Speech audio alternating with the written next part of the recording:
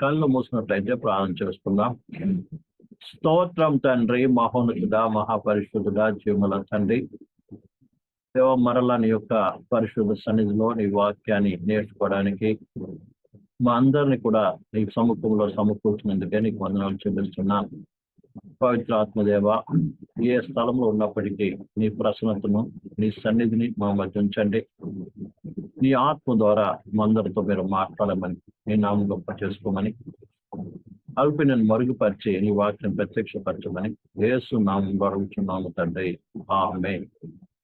దేవుని పరిశుద్ధ నామమునకు మహిమ కలుగును. ప్రియమైన బిడ్డలారా, ప్రభు ప్రేమించి మరోసారి ఈ యొక్క జూమ్ మూలముగా మీతో కలుసుకొని దేవుని వాక్యాన్ని ధ్యానించేటువంటి గొప్ప కృప ఇచ్చినందుకే నేను ఎంతగానో దేవునికి వందనాలు చెల్లిస్తుంటున్నాను.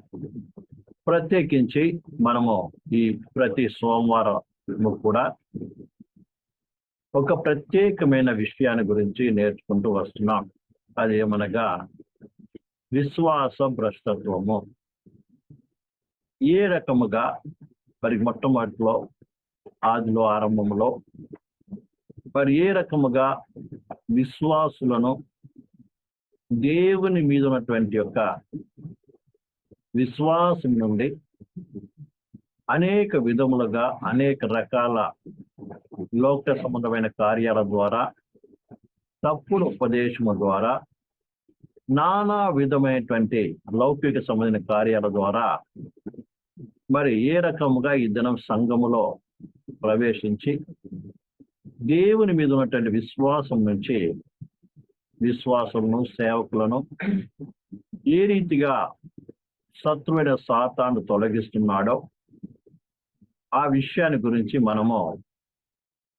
మొట్టమొదట్లో ధ్యానించాం. అయితే ప్రియమైన బిడ్డలారా, అదే కాకుండా ఆది కాండం నుంచి కూడా పరిశుద్ధ గ్రంథంలో దేవుని మీద నమ్మకం కలిగి, దేవుని యొక్క వాక్యాన్ని మీద విశ్వాసం ఉంచి, దేవునితో సహవాసము కలిగి, దేవుని వెంబడిస్తున్నటువంటి ప్రజలు ఏ రీతిగా, ఏ సందర్భాల్లో, దేని మూలముగా దేవుని మీద ఉన్నటువంటి విశ్వాసం తొలగిపోయారో ఆ విషయాన్ని గురించి మనం ధ్యానించుకుంటూ వస్తున్నాం. అందులో మొట్టమొదటిగా ఆదాము ఏ రీతిగా విశ్వాస భ్రష్టుడయ్యాడో, దేవుని మీద నమ్మకాన్ని కోల్పోయి ఏ రీతిగా అతడు దేవునికి దూరం అయ్యాడో ఆ విషయాన్ని చూసాం. ఆ తర్వాత అనేక విషయాలను మనం ధ్యానిస్తూ వచ్చాం. ప్రేమలారా, గత దినాల్లో అయితే ఏలి కుమారుల గురించి మనం ధ్యానించుకుంటూ వచ్చాం. ఏలి కుమారులు దేవుని ఎరక్కపోవటం బట్టి ఏ రీతిగా వారు దేవునికి విరోధులుగా, వారు చేయవలసిన పనిని సక్రమంగా చేయక, తమ యొక్క శరీర సంబంధమైన ఆశలను, కోరికలను, ఇచ్చలను నెరవేర్చుకోవటానికి వారు ప్రయాసపడి చివరికి దేవుని మహిమ దేవుని యొక్క సంఘం నుంచి పోయేటట్టుగా, చివరికి తమ్ము తాము ప్రేమ ద్వారా శాపగ్రస్తులుగా, చివరికి దేవుని కోపానికి గురైనట్టుగా మనం చూసాం. ఈ దినమున మరొక వ్యక్తి గురించి ధ్యానించబోతున్నాం. ఇందు నిమిత్తమై ప్రియమైన బిడ్డలారా, మొదటి రాజుల గ్రంథము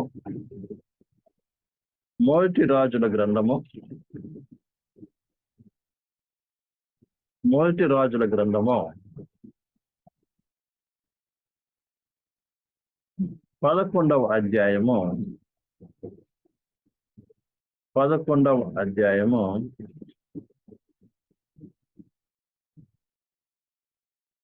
6 నుంచి 8 వరకు చదువుకుందాం.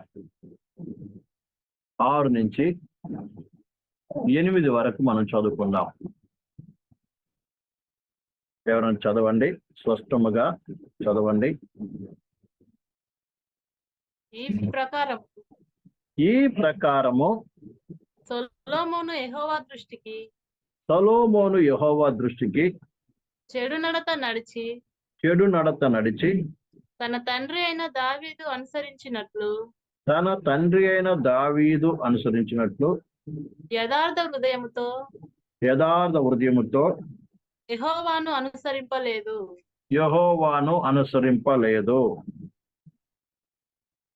7-8. సొలొమోను కేమోషు అను మోయాబీల ఏయమైన దేవతకును మేలేకు అను అమ్మోనీయుల ఏయమైన దేవతకును యెరూషలేము ఎదుటనుండా కొండ మీద బలిపీఠమును కట్టించెను. తమ దేవతలకు ధూపం వేయిచు బలులు అర్పించుచుండిన పరస్త్రీలైన తన భార్యల నిమిత్తము అతడు ఇలాగూ చేసెను. ఇక్కడ సొలొమోను, రాజు అయినటువంటి సొలొమోను గురించి వ్రాయబడి ఉంది. ప్రియమైన బిడ్డలారా, ఈ సొలొమోను ఎవరు అని ఆలోచన చేసినట్లయితే, ప్రియమైన బిడ్డలారా, నేను ఇది మరి లోతు వెళ్లకుండా నేను పై విషయాలు మాత్రమే చెప్పాలని ఆశపడుతున్నాను. ఈ సొలొమోను ఎవరంటే దావీదుకును బెర్షెబాకును పుట్టినటువంటి యొక్క రెండవ సంతానం. అర్థమైందండి? బెర్షెబా మీకు అందరికి తెలుసు. ఏ రీతిగా ప్రియమైన బిడ్డలారా, మరి దావీదు, ఈ బెర్షెబా ఎవరో కాదు ప్రియమైన బిడ్డలారా, మరి ఉజ్జియా ఒక భార్య. అతడు యుద్ధానికి పోయినప్పుడు మన ఈ విషయాలన్నీ కూడా ప్రియం ద్వారా మనము 2వ సమూయేలు గ్రంథంలో మీరు చదవచ్చు. 11వ అధ్యాయాన్ని చదివినట్లయితే ఈ బెత్షెబాను ఏ రకంగా వివాహం అయింది, ఏ రకంగా మరి దావీదు బెత్షెబా ద్వారా ఎంత భయంకరమైన పరిస్థితి ఏర్పడింది, తర్వాత మొట్టమొదట పుట్టిన కుమారుడు చంపబడ్డాడు, ఆ తర్వాత పుట్టినటువంటి వ్యక్తే ఈ యొక్క సొలొమోను. సొలొమోను అనగా సమాధానము అని అర్థము. సొలొమోను అనగా సమాధానము అని అర్థం. ప్రియమైన బిడ్డలారా, అయితే దేవుడు సొలొమోను ఎన్నుకున్నాడు. దావీదు తర్వాత సింహాసనం ఉంట కొరకు ప్రియమైన బిడ్డలారా మరి అభిషేకింపబడిన వాడుగా మనం కనబడుతూ ఉన్నాడు. దావీదు చనిపోక ముందే సొలొమోనును రాజుగా అభిషేకించాడు. అది దేవునికి చిత్తము, దేవుని ఉద్దేశమై ఉన్నది. అలా సొలొమోను రాజు అయిన వెంటనే వెళ్ళి ప్రియమైన బిడ్డలారా దేవునికి ప్రియమైన 1000 దహన బలులను అర్పించి దేవుని సన్నిధిలో ప్రార్థించిన వాడుగా ఉన్నాడు. ఆ యొక్క ప్రార్థన చేసినప్పుడు సొలొమోనుతో దేవుడు మాట్లాడాడు. నీకు ఏం కావాలో కోరుకో, నేను నీకు ఇస్తాను అని. అప్పుడు సొలొమోను, నేను పిన్న వయసు గలవాడినై ఉన్నాను, ఇంత విస్తారమైన జనాన్ని పరిపాలన చేయటానికి, మంచి చెడు విచారించడానికి, న్యాయము తీర్చడానికి నాకు తగిన జ్ఞాన వివేకము దయచే ప్రభువా అని దేవుని అడిగిన వాడుగా ఉన్నాడు. అప్పుడు దేవుడు ఈయన అడిగిన దానికి సంతోషపడి, నీవు శత్రు ప్రాణమైనను దీర్ఘాయుష్ నేను అడగకుండా నీకు అప్పగించిన పనిని నమ్మకంగా చేయట కొరకు జ్ఞాన వివేకం అడుగుతున్నావు కాబట్టి నేను జ్ఞాన వివేకంతో పాటు ఏమిస్తాను? ఐశ్వర్యము, ఘనత అన్నీ నీకు ఇస్తాను. నీ అంత జ్ఞానవంతుడు, ఐశ్వర్యవంతుడు ఈ ప్రపంచములు ఎవరు ఉండరు. నీ తర్వాత ఎవరు ఉండబోరు అని కూడా ప్రభు అతన్ని ఆశీర్వించిన వాడుగా ఉన్నాడు. అదే రీతిగా ప్రియమైన బిడ్డలారా, సొలొమోనును దేవుడు జ్ఞానముతో నింపాడు. అద్భుతమైన రీతిగా దేవుడు ఆశీర్వించాడు. తన యొక్క కాలమంతా కూడా సమాధానకరంగా ఉంచాడు. మరి అర్థమవుతుందండి. దావీదు కాలంలో తన తండ్రి అయినటువంటి సొలొమోను తండ్రి దావీదు కాలంలో అంతా కూడా యుద్ధముతోనే గడిచిపోయింది. సొలొమోను కాలము సమాధానం ఇచ్చాడు. 40 సంవత్సరాలు ఏలాడి ఇజ్రాయెల్ దేశాన్ని 40 సంవత్సరాలు ఏలుబడి చేశాడు.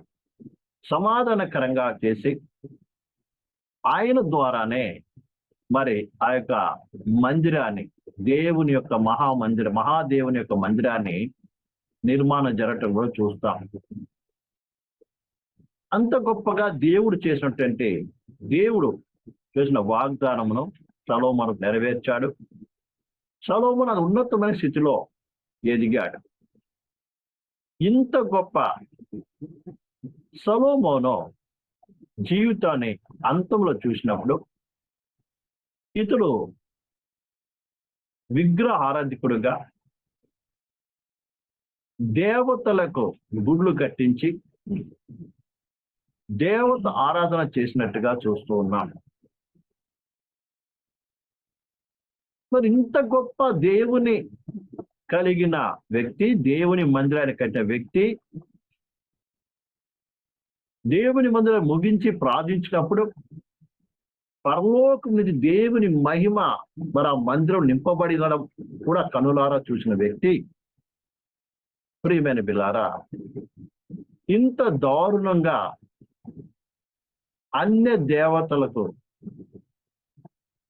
దేవత గుళ్ళు కట్టించడమే కాకుండా వాటికి బలు అర్పించి ధూపం వేసే పరిస్థితికి దిగజారిపోవటానికి గల కారణం అయితే ఈ దినము కూడా బహుశా నువ్వు మంచి విశ్వాసం ఉండొచ్చు, మంచి దేవుని కృప పొందుకున్న వ్యక్తివి కావచ్చు, దేవుని ఒక ప్రత్యేకమైన కృపావరము ఒకవేళ దేవుడు నువ్వు పొందుకున్న వాళ్ళుగా ఉండొచ్చు. నీవు ఏమాత్రము కూడా పడిపోవు. నేను ఏ చేసినా కరెక్టు, దేవుడు నాలో ఉన్నాడు, దేవుడు నా ద్వారా మాట్లాడుతున్నాడు, దేవుడు నన్ను వాడుకుంటున్నాడు అని నువ్వు ఒకవేళ అనుకోవచ్చు. మంచిదే. అయితే నువ్వు పడిపోవు అనడానికి ఎలాంటి యొక్క ఏం లేదు, గ్యారంటీ లేదు. కొన్నిసార్లు దేవుడు కొంతమందికి ప్రత్యేకమైన కృప ఇస్తాడు. సొలొమోనుకు దేవుడు మాట్లాడాడు ఏమిటంటే, నీ అంత జ్ఞానవంతుడు, తెలివివంతుడు ఇక ప్రపంచంలో ఎవరు ఉండబోరు. అలాగే నీకు ప్రపంచంలో ఎవరికి లేని ఐశ్వర్యము, ఘనత, గొప్పతనం ఇస్తానని కూడా దేవుడు వాగ్దానం చేశాడు. ప్రియులారా, ఈ విషయాన్ని బాగా అర్థం చేసుకోవాలి. ఈ విషయాన్ని ప్రతి ఒక్కరు కూడా బాగా అర్థం చేసుకోవాలి. ప్రియమైన బిడ్డలారా, ఇందులో అనేక మంది కూడా విశ్వాసులైన వారు, సేవకులు అనబడిన వారు, దేవుడు నన్ను ప్రత్యేకమైన వరాలు ఇచ్చాడు, ప్రత్యేకమైనటువంటి యొక్క రూపిచ్చాడు అనుకొని ఎంతో మంది దేవునికి విరోధముగా, దేవుని వాక్యానికి విరుద్ధంగా నడిచి వెళ్ళిపోయి చివరికి పతనములో సొలొమోను పతనమైపోయినట్టుగా ఎంతో మంది పతనమైపోయారు, ఎంతో మంది పతన అవస్థలో ఉన్నారు. బహుశా వాళ్ళకి తెలియకపోవచ్చు. ఈ విషయాన్ని ప్రతి ఒక్కరు బాగా గమనించాలి. కారణం ఏంటిది? కారణం ఏంటిది? ఇక్కడ సొలొమోను పడిపోవడానికి గల కారణం ఏంటిది?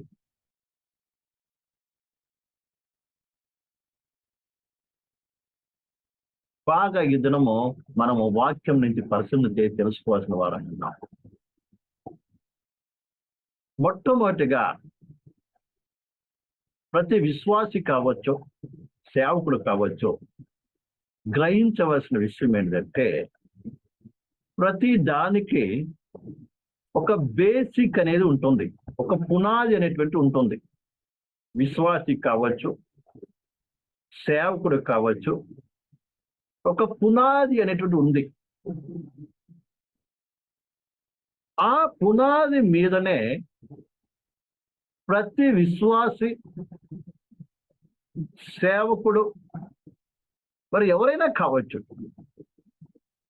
నీకు ఎవరికి లేనటువంటి గొప్ప కృపా వరములు ఇచ్చి ఉండొచ్చు, ఉన్నతమైన స్థితిగా దేవుడిని హెచ్చించవచ్చు, ఎవరైనా సరే. కానీ పరిశుద్ధ గ్రంథంలో ఒక బేసిక్ టీచింగ్ లేకుంటే ఒక పునాది సిద్ధాంతం అనేది ఇవ్వబడింది. ఆ సిద్ధాంతాన్ని ఎప్పుడైతే విడనాడతాడో, ఎప్పుడైతే దాన్ని విడిచిపెడతాడో ఏమవుతాడు? ఆటోమేటిక్గా పతనానికి దారి తీస్తాడు.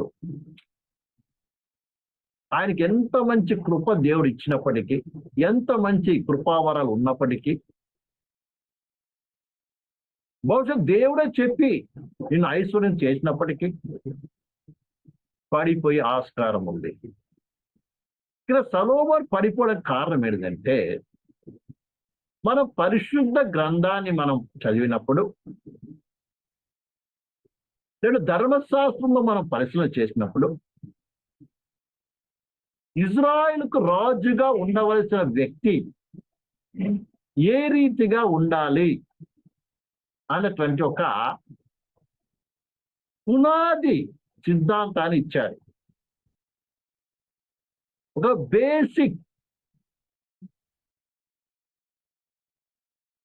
బేసిక్ వచనాన్ని ఇచ్చాడండి. పునాది సిద్ధాంతం లేకుంటే దేవుని వాక్యం క్లియర్ గా చెప్పబడింది.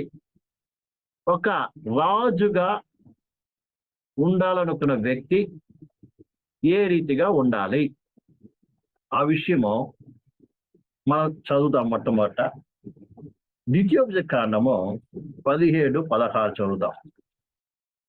ద్వితీయోపదేశ కాండము 17వ అధ్యాయము 16వ వచనం. 17వ అధ్యాయం 16వ వచనం చదువుదాం. అతడు గుర్రములను విస్తారముగా 17 అధ్యాయం 14 నుంచి చదువుదాం. 14 నుంచి మొత్తం ఒకసారి చదివిన తర్వాత ఎక్స్ప్లెయిన్ చేస్తాను. నీ దేవుడైన యెహోవా నీకిచ్చుచున్న దేశమున మీ అందరి దగ్గర కూడా బైబిల్ ఉందనుకుంటున్నాను. బైబిల్ తీసి మీరు కూడా చదువుతున్నారని నిన్న విశ్వసిస్తున్నాను. కాబట్టి ప్రతి ఒక్కరు పరిశుద్ధ గ్రంథం తెరిచి ద్వితీయోపదేశ కాండములో 17వ అధ్యాయం 14వ వచనం నుంచి చదువుదాం. నీ దేవుడైన యెహోవా నీకిచ్చుచున్న దేశమున నీవు ప్రవేశించి దాని స్వాధీనపరచుకొని అందులో నివసించి నా చుట్టూనున్న సమస్త జనము వలె నా మీద రాజును నియమించుకొందుననుకొనిన ఎడల నీ దేవుడైన యెహోవా ఏర్పరచు వానిని అవశ్యముగా నీ మీద రాజుగా నియమించుకునవలెను.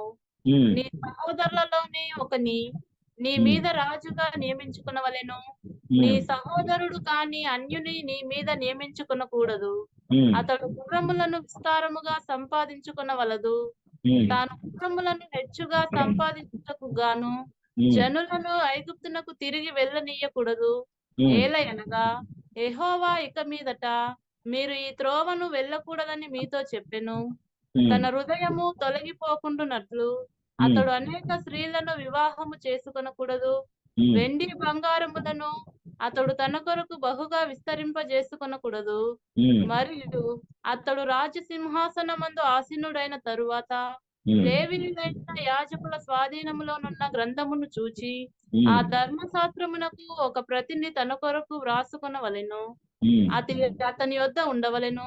తన రాజ్యమందు తానును తన కుమారులను ఇజ్రాయేలు మధ్యను దీర్ఘాయుష్మంతులగుటకై తాను తన సహోదరుల మీద గర్వించి ఈ ధర్మమును విడిచిపెట్టి కుడికి గాని ఎడమకు గాని తాను తొలగక ఉండునట్లు తన దేవుడైన యెహోవాకు భయపడి ఈ ధర్మశాస్త్ర వాక్యములన్నిటిని ఈ కట్టడలను అనుసరించి నడువ నేర్చుకొనుటకు అతడు తాను బ్రతుకు దినములన్నిటను ఈ గ్రంథమును చదువుచుండవలెను. చాలండి. ఇక్కడ ఒక రాజుగా ఉండవలసిన ఒక వ్యక్తి ఎలాగుండాలి అనేటువంటిది క్లియర్ గా ఇక్కడ రాయబడి ఉంది. మొట్టమొదట ఈ రాజుగా నియమించబడే వ్యక్తి ఏమై ఉండాలి తెలుసా? అన్యుడై ఉండకూడదు. అర్థమైందండి? ఏమై ఉండకూడదు? అన్యుడై ఉండకూడదు. అంటే ఇజ్రాయేలు ప్రజల్లోనే ఒకరిని ఏం చేయాలి? ఎన్నుకొని రాజుగా చేయాలి. అది కూడా దేవుని చేత ఏర్పాటు చేయబడిన వాడుగా ఉండాలి. అర్థమైందండి? ఒకటి. రెండవది, అతడు గుర్రమును విస్తారముగా ఏం చేయకూడదంట? సంపాదించుకోకూడదు. తర్వాత మూడవది, ప్రియమైన బిడ్డారా, తన హృదయం తొలగిపోకున్నట్లు అతడు అనేక స్త్రీలను వివాహము చేసుకొనకూడదు. మూడోది. నాలుగోది ఏంటంట? వెండి బంగారములను అతడు తన కొరకు బహుగా విస్తరింప చేసుకొనకూడదు. తర్వాత ఐదవది, ధర్మశాస్త్ర గ్రంథాన్ని ఒక కాపీ రాసుకొని దాని ఏం చేయాలి? దివారాత్రులు చదివి దాని ప్రకారం అనుసరించి నడవాలి. ఇది బేసిక్ ఉన్నటువంటి యొక్క సిద్ధాంతం. ఒక రాజుగా ఉండవలసిన వ్యక్తి ఈ 5 లక్షణాలు కలిగిన వాడుగా ఉండాలి. అర్థమైంది? మొట్టమొదటి ఏమై ఉండాలి? మొట్టమొదటి ఏమై ఉండాలి? అన్యుడై ఉండకూడదు. అర్థమైంది? రెండోది, గుర్రమును విస్తారముగా సంపాదించకూడదు. మూడోది, అనేక మంది స్త్రీలను వివాహం చేసుకోకూడదు. నాలుగోది, వెండి బంగారం విస్తారముగా సంపాదించుకోకూడదు. ఐదోది, దేవుని ధర్మశాస్త్రాన్ని ఏం చేయాలి? దివారాత్రులు ధ్యానించాలి, దాన్ని పాటించాలి. అర్థమైందండి? ఈ 5 విషయాలు ఒక రాజుగా ఉండవలసినటువంటి వ్యక్తికి ఉండవలసిన బేసిక్ థింగ్స్. అర్థమైందండి? రాజైన సొలొమోను జీవితాన్ని మనం పరిశీలన చేసినప్పుడు ఈ బేసిక్ థింగ్స్ ఏం చేశాడు? ఆయన నిర్లక్ష్య పెట్టినట్టుగా చూస్తున్నాము. అర్థమైందండి? ఏం చేశాడు? నిర్లక్ష్య పెట్టినట్టుగా చూస్తున్నాము. సొలొమోనుతో దేవుడు మాట్లాడాడు. సొలొమోను దేవుడే రాజుగా అభిషేకించాడు. ఆయనే జ్ఞాన వివేకాన్ని ఇస్తానన్నాడు. ఐశ్వర్యము ఘనత ఇస్తానన్నాడు. అందులో ఎలాంటి యొక్క సందేహం లేదు. కానీ దేవుడు చేస్తున్న కార్యము దేవుడు చేస్తాడు. కానీ ఒక రాజుగా ఈయన చేయవలసిన పని ఏం చేయాలి? ఈయన చేయవలసిన వాడై ఉన్నాడు. అర్థమైందండి? ఈయన ఏం చేయాలి? దేవుడు ఎంత ఆయన వాడుకుంటున్నప్పటికీ, దేవుడు ఆయనకి ఎంత ఐశ్వర్య ఘనత ఆయన ఇచ్చినప్పటికీ, ఈయన మాత్రము ఈ 5 విషయాలను ఏం చేయాలి? మర్చిపోకుండా జాగ్రత్తగా ఉండవలసిన వ్యక్తి అయి ఉన్నాడు.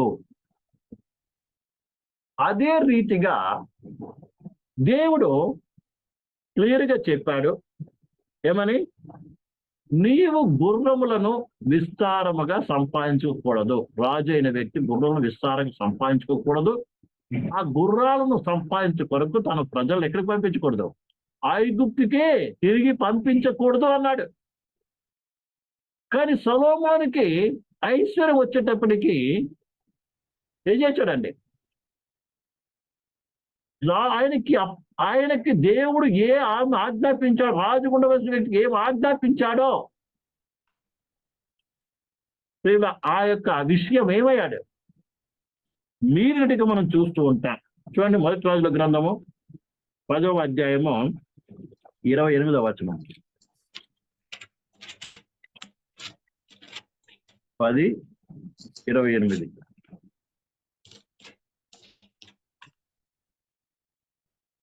మొదటి రాజుల గ్రంథము 11వ అధ్యాయము 28వ వచనం.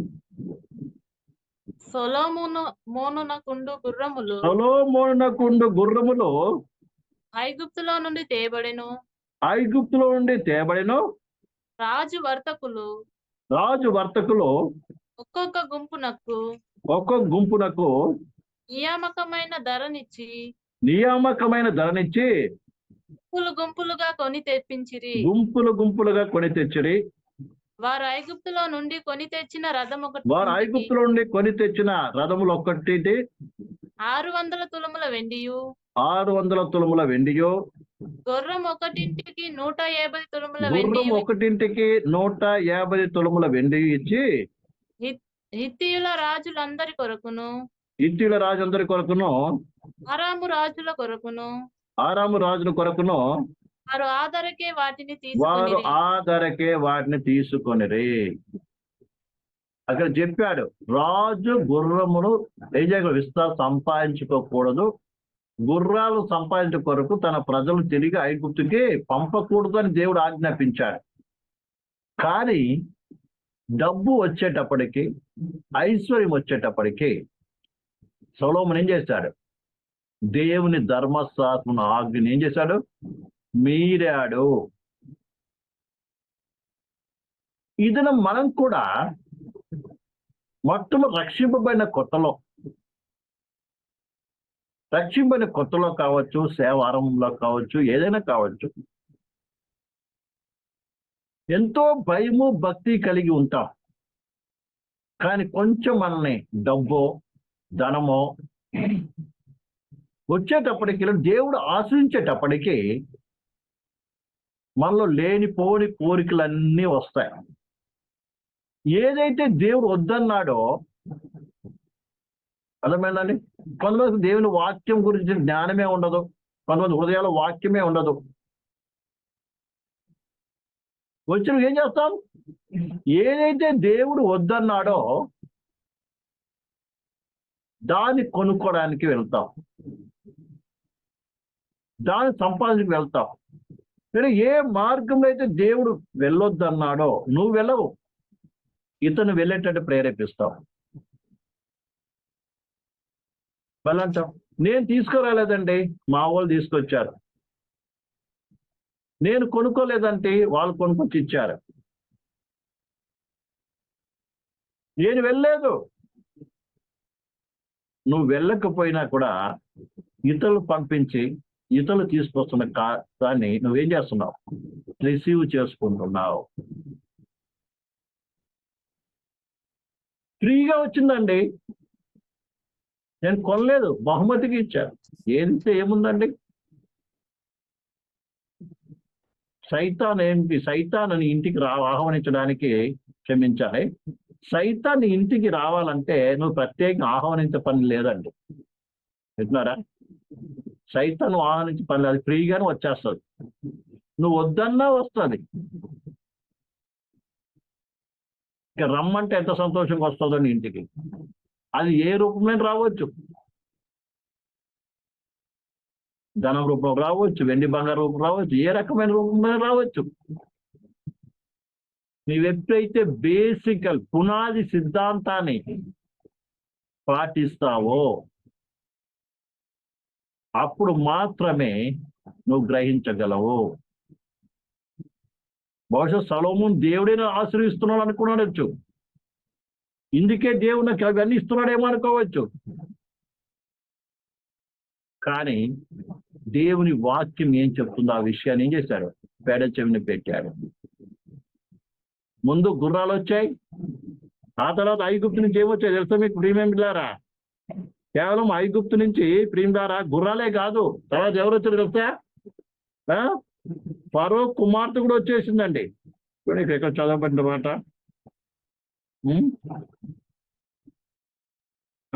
11వ వచనంలోనే ఉంది. అయితే రాజైన సొలొమోను ఫరో కుమార్తెలు కాక ఆ జనులలో ఇంకా అనేక పరస్త్రీలు మోహించి. ముందేమొచ్చింది? గుర్రాలు వచ్చాయి, అత ఫరోతో స్నేహం కుదిరింది, ఫరో యొక్క కుమార్తెను వివాహం చేసుకున్నాడు, ఇవన్నీ వచ్చింది. అందుకే బైబిల్లో పరిశుద్ధ గ్రంథంలో రాయబడింది, అపవాదికి చోటు ఇవ్వకుడి. అపవాది నువ్వు కొంచెం చోటు ఇచ్చావు అనుకో, దూరిపోద్ది. నీ విశ్వాసము ఓడలో చిన్న రంధ్రం పడితే చాలు, నీళ్ళంతా ఏమవుతుంది? నీ పడవలోకి వచ్చేస్తుంది. చివరికి పడవ ఏమవుతుంది? మునిగిపోతావు, నువ్వు సముద్రంలో మునిగిపోతావు. విశ్వాస విషయంలోనూ ప్రత్యేకత విషయంలోనూ ప్రతి విశ్వాసి కూడా ఎంతో శ్రద్ధ వహించాలి. విశ్వాసము నీ దేవుని మీద తప్ప, దేవుని వాక్యం మీద తప్ప మరో దాని మీద వెళ్ళడానికి వీలు లేదు. ధనం మీద కావచ్చు, నీ కుమారుని మీద కావచ్చు, నీ కుమార్తె మీద కావచ్చు, నీ బంధువుల మీద కావచ్చు, నీ ప్రియుల మీద కావచ్చు, ఎవరి మీద కూడా ఉండడానికి వీలు లేదు. చాలాసార్లు అనుకుంటాం కదా, నాకేముంది, నాకు డబ్బు ఉంది, నాకేముంది, నా బంధువులు ప్రియులు ఉన్నారు, నాకేముంది, కొడుకులు ఉన్నారు, కూతుర్లు ఉన్నారు, అన్నదమ్ములు ఉన్నారు, అది ఉన్నారు, ఇది అని ఏం చేస్తాం మనం? అనేక సార్లు దాల మీద ఆధారపడి ఉంటాం. ప్రేమలారా, ఇలా అయితే నువ్వెవరివి? విశ్వాస భ్రష్టుడివే. ఎందుకంటే నీ మీద నీకేమైనా దేవుని మీద విశ్వాసము కంటే కూడా ఎవరి మీద ఉంది విశ్వాసం? ఇవన్నిటి మీద ఉంది.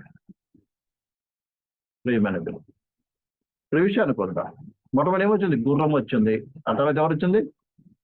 ఐగుప్తు గుర్రాలు వచ్చాయి. తర్వాత ఐగుప్తు రాజకుమార్తె కూడా ఏమొచ్చింది? ఇంటికి వచ్చింది. ఎప్పుడైతే రాజకుమార్తె వచ్చిందో, ఇప్పుడు సొలొమోను రాజుగారు ఏం చేయాలి చెప్తా? ఆమెకు ఒక ప్రత్యేకమైన స్థానాన్ని ఇవ్వాలి. మరి మనం చదివినట్లయితే ఆమె కొరకంట సపరేట్ ఒక ఇల్లుని కట్టించాడంట. తెలుసా మీకు? నువ్వేం చేశాడు ప్రియులారా? చూడండి, మనం 9వ అధ్యాయంలో 15వ వచనం చదువుదాం.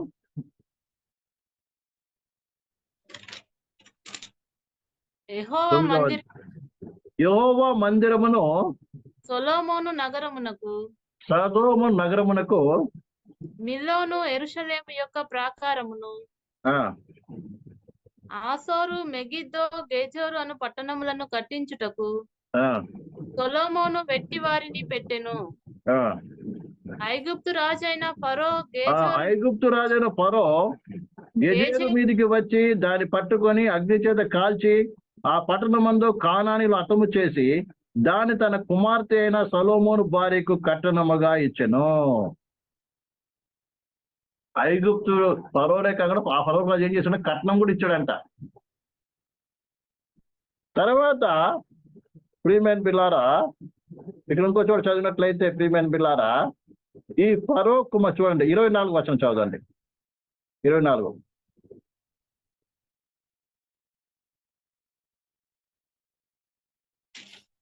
ఫరో కుమార్తె దావీదు పురము నుండి సొలొమోను తనకు కట్టించిన నగరునకు ఎక్కి రాగా అతడు మిల్లోను కట్టించెను.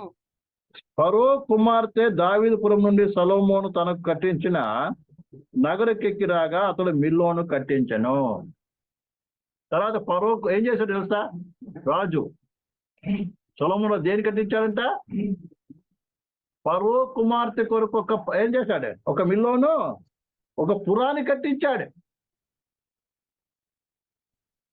ఇప్పటి వరకు తన దృష్టి దేవుని మందిరం కట్టాలి, దేవుని మందిరాన్ని ఏం చేయాలి, ఏం చేయాలని ఆశపడిన వ్యక్తి అది అయిన తర్వాత ఏమైంది ప్రియులారా? సొలొమోను తన భార్య అయినటువంటి ఫరో కుమార్తెకి ఏం చేశాడు? ఇల్లు కట్టించడం ప్రారంభించాడు. అంటే దేవుని మందిరం కట్టించిన వ్యక్తి మనసులో ఫరో కుమార్తె ప్రవేశించింది. ఫరో కుమార్తె ప్రవేశించంగానే ఫరో కుమార్తె మీద మనసు పెట్టుకొని ఏం చేస్తున్నాడు తెలుసా? ఆమె కొరకు ఒక మంచి నగరాన్ని కట్టించుకున్నాం ప్రారంభించారు. ఏదో స్పెషల్ కాదండి, కట్నం కూడా బాగా తీసుకొచ్చింది కదా, అర్థమవుతుందండి? కట్నం కూడా బాగా తీసుకొచ్చింది కదా, అందుకని ఆమె ప్రత్యేక శ్రద్ధ చూపించాడు. ఆమె కొరకే ప్రత్యేక ఇల్లు కూడా కట్టించాడు. ఇల్లు అంటే మామూలు ఒకే ఇల్లు కాదు, ఒక పురాన్ని కట్టించాడు. అర్థమైందండి? ఇంకొక చోట చదివితే చక్కగా రాయబడి దాని గురించి. కాబట్టి ఈ విషయం మనం బాగా అర్థం చేసుకోవాలి. ఈ రకంగా సొలొమోను హృదయము ఏమవుతుంది? మొట్టమొదట తనకు ధనం ఉంది కదానని, ఐశ్వర్యం ఉంది కదానని ఏం చేశాడు? గుర్రాలు తెచ్చుకున్నాడు. ఐగుప్తు నుంచి గుర్రాలు తెచ్చుకున్నాడు. గుర్రాలు తీసుకోవడానికి తన ప్రజలు ఏం చేసి ఐగుప్తుకు పంపించాడు, తన మనుషుల్ని ఆజ్ఞ మీరాడు, వెళ్ళాడు. అర్థమైందా? గుర్రాలతో పాటు మెల్లిగా ఏమైంది? స్నేహం కుదిరింది, ఫరోతో స్నేహం కుదిరింది. ఫరో కుమార్తెను ఏం చేశాడు? వివాహము చేసుకోవాల్సి వచ్చింది. తర్వాత మంచి కట్నం కూడా దొరికింది. ఇప్పుడు సొలొమోను ఏం చేస్తున్నాడు? ఫరో కొరకు ఫరో కుమార్తె కొరకు మంచి నగరాన్ని కూడా కట్టిస్తున్నాడు, అంతఃపురాన్ని కూడా కట్టిస్తున్నాడు. ఈ రకంగా పతనం ఏమైంది? ఆరంభమైనది. అలాగనే దేవుని ద్వారా అభిషేకింపబడి రాజులుగా ఉన్నటువంటి మనం కూడా దేవుని వాక్యానుసారంగా జీవిస్తున్న మనము ఏదైతే దేవుడు వద్దన్నాడో, ఏ దారిలో అయితే దేవుడు వెళ్ళొద్దన్నాడో ఆ దారిలో వెళ్ళేటప్పుడు, డబ్బు ఇచ్చాడు కదా దేవుడు, నాకు డబ్బు ఇచ్చాడు, ఏం చేస్తాను? కొంటాను, నా మనసుకు నచ్చింది కొనుక్కుంటాను, మనసుకి ఇచ్చిన చేస్తాను. దేవుడు ఇచ్చాడు కదా అనుకోని ఏం చేస్తున్నావు? దేవుని వాక్యాన్ని పరిశీలన చేసుకోకుండా ఒక శిష్యుడుగా, ఒక దేవుని బిడ్డగా ఏ రీతిగా జీవించాలో జీవించకుండా అది రాయబడింది. లోకం అనుభవించువాడు దాన్ని అనుభవించుకున్నట్లు అని. ఇదేనో మనకి డబ్బు ధనం అన్ని సమకూడి అనుకోండి, మనం ఏమేమి కోరుకోవాలో అన్ని తెచ్చుకొని ప్రయత్నం చేస్తాం. అన్ని జనుల కంటే ఎక్కువ మనం ఏం చేస్తాం? మన కోరికలను తీర్చుకోవడానికి ప్రయత్నం చేస్తాం. ఇదిన మన దగ్గర లేదు, ధనం లేదు, కాబట్టి ఏం చేస్తున్నాము? మనకు వచ్చిన కోరికలను కూడా చంపుకుంటున్నాం. అది నీకు డబ్బు ఉందనుకోండి, నీవు ఈ రీతిగానే ఉంటావా? ఈ రీతిగా ఉంటావా? చెప్పండి. ఇదే నీ చేతికి డబ్బు వచ్చిందంటే నీవు ఇప్పుడున్న ఇంటిలో కిరాయి ఇంట్లో ఉంటావా? ఈ దినం డబ్బు నీ దగ్గర ఉంటే ఈ రోజు నడుపుతున్న వాహనం నడుపుతావా? ఈరోజు డబ్బు నీ దగ్గర ఉంటే ఈరోజు తిండి తింటావా? ఒకసారి పరిశీలన చేసుకోవాలి. వెన్ ఏమవుతాం? మన ఆశలు కోరికలు పరిగెత్తుకుంటూ వెళ్ళిపోతాం. ఇది బాగా అర్థం చేసుకోవాలి.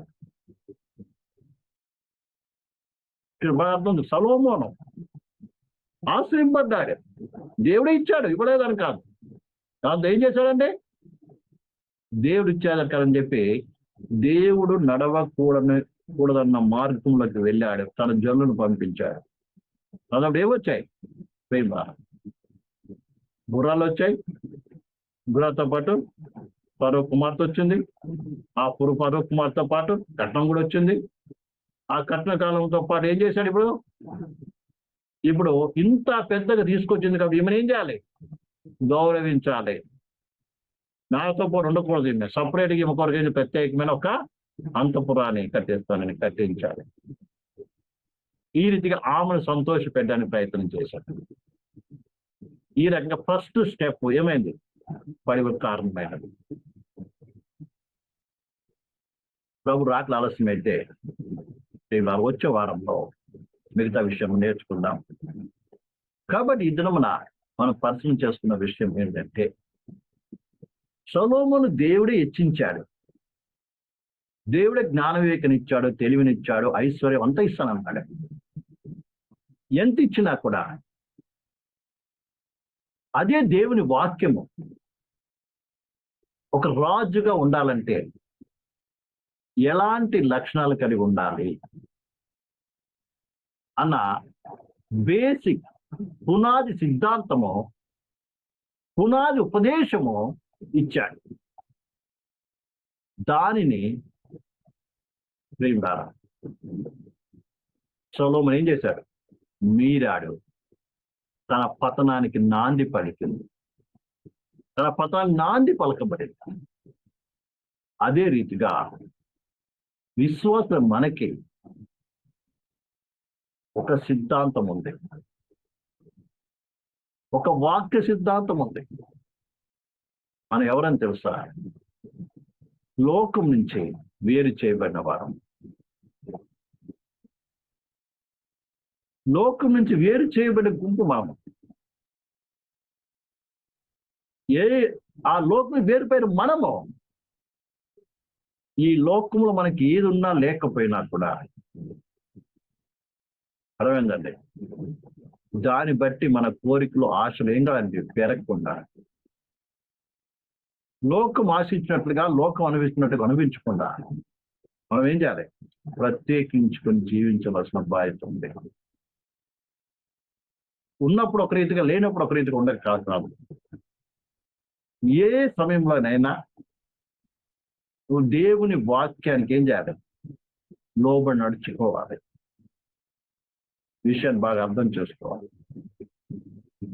అబ్రాహాము కూడా దేవుని అడగకుండా అబ్రాహాము ఎక్కడికి వెళ్ళాడు చూస్తా? ఐగుప్తుకి వెళ్ళాడు.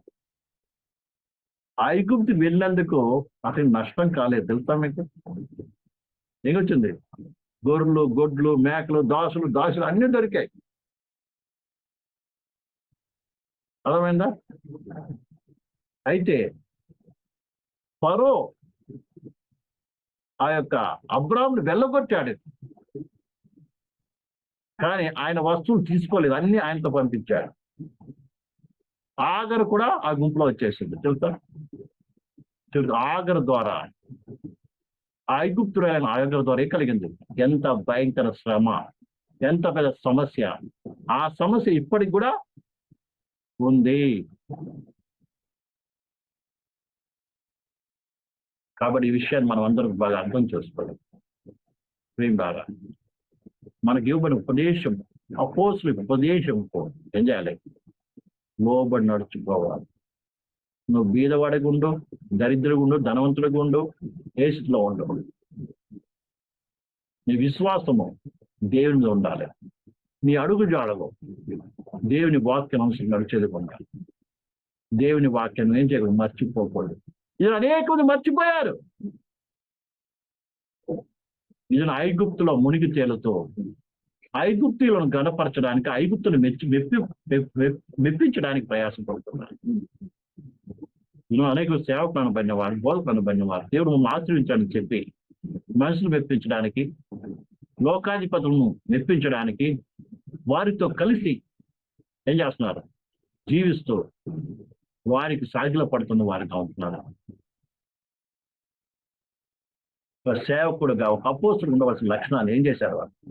పునాది సిద్ధాంతాన్ని ఏం చేశారు? మర్చిపోయారు. అలా మనం మర్చిపోకుండా ఒక విశ్వాసకు, ఒక సేవకుడికి ఎలా జీవించాలి, అది జీవించడం నేర్చుకుందాం. ఇప్పుడు మిమ్మల్ని ప్రభుత్వం దేవుడి వాక్యాన్ని దీవించుంటారు. అందరూ మోకరించి కళ్ళు మూసుకుందాం. దేవుని వాక్యం విన్న ప్రియ సహోదరి సహోదరుడా, ఈ రాత్రి కాలంలో ప్రభు మనతో మాట్లాడి ఉన్నాడు.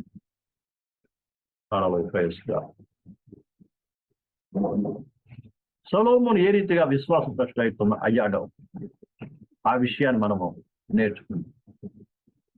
మొట్టమొదటిగా ఏదిగా సొలొమోను పతనానికి నాంది పలికాడో, ఏ విషయంలో దేవుని వాక్యాన్ని అవసరం చేసి దేవుడు వెళ్ళొద్దన్నటువంటి మార్గంలో తన ప్రజలు పంపించి ఆ మార్గం ద్వారా అతని దగ్గరికి ఇలాంటి యొక్క పరిస్థితి వచ్చిందో చూసా. అదే రీతిగా ఈ ఉపదేశం మనకి ఇవ్వబడిందో ఆ ఉపదేశంలో నిలబడదు. లేమిలో ఉన్నప్పటికీ, కష్టంలో ఉన్నప్పటికీ, సమృద్ధిలో ఉన్నప్పటికీ మనకి ఇవ్వని ఉపదేశం కట్టుబడి మనం జీవించినట్లయితే నిత్యముగా మనము మన ప్రయాణం కొనసాగించగలం. అలాగే ప్రేసలో అదే మన అంతవరకు ముందుకు సాగాలి. పరిశుభ్రం దేవుడు మనం సాగించడం ప్రార్థన చేసుకుంటాం. స్తోత్రం తండ్రి, మహోన్నతుడా, మహాపరిశుద్ధుడా, జీవుల తండ్రి, ఈ రాత్రి కాలంలో మీరు మాట్లాడినటువంటి మాట్లాడబోతున్నా సొలొమోను యొక్క పతనానికి, సొలొమోను విశ్వాసపడి అవడానికి మొట్టమొదటి కారణం గురించి నేర్చుకుని చూపించేస్తాను. మా జీవితాల్లో కూడా అలాంటి తపాలని చోటు ఇవ్వకుండా మేము ఏ స్థితిలో ఉన్నప్పటికీ మీతో సహవాసం కలిగి ఉపదేశం అనుసరించి జీవించడానికి, ఉపదేశంలో కట్టబడడానికి సహాయం చేసి దీవించి నా గొప్ప చేసుకుంది. రాత్రి కూడిన ఒక్కొక్కరిని నీ వాక్యం చదవస్తుంది. మీరు నిలబెట్టమని, స్థిరపరిచి నడిపించుకోవాలి. దాన్ని శుద్ధపరచుకోవాలి. ఏ సమయంలో పాసం ఉంటారు. మన తండ్రి దేవుని ప్రేమే కుమారుని యేసుక్రీస్తు పరిశుద్ధాత్మిక అనివాసం ఇప్పుడు మనందరికీ ప్రభు సకల పరిశుద్ధులు కూడా ఆయన దాకా తోడే నడిపించిన అందరూ కూడా యేసుక్రీస్తు వందనాలు.